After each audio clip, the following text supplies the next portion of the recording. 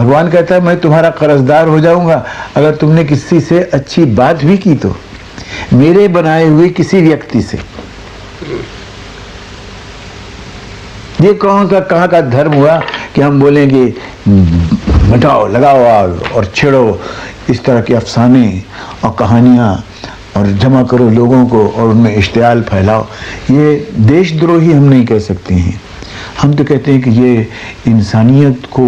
بربریت اور درندگی میں بدلنے والی کوششیں ہیں۔ یہ ملک کے ہت میں، ہماری تہذیب کے ہت میں اور ہمارے مستقبل کے لیے، ہمارے آنے والے دور کے لیے یہ ایک تباہ کن نشانیاں ہیں۔ اور یہ لوگ جو ہیں وہ اس تباہی کی بنا ڈال رہے ہیں۔ کئی ملک ایسے ہیں تاریخ میں آپ نے دیکھا ہوگا کہ ان کو تباہ اور برباد کرنے کے لیے، وہ چاہے یونان میں ہو، وہ مصر میں ہو، وہ چائنا میں ہو، باہر سے کوئی پاورز نہیں آئے تھے، نہیں، اندرونی طور سے ان میں ایک ایسا خلفشار پیدا ہوا تھا، وہاں کے رہنے والوں ہی نے اس کو اس طرح کی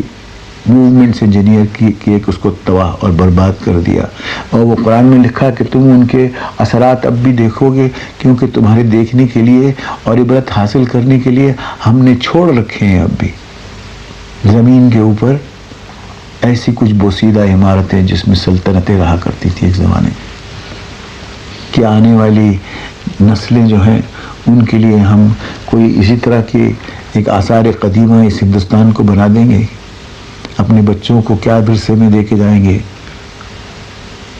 یہ سوچنا چاہیے آپ کو، ہم کو سوچنا چاہیے۔ ہم چاہتے ہیں کہ ان کو ایک اچھا بھوشیہ دے کے جائیں، ایک خوبصورت مستقبل، کچھ قدریں، کچھ نالج اس دور میں۔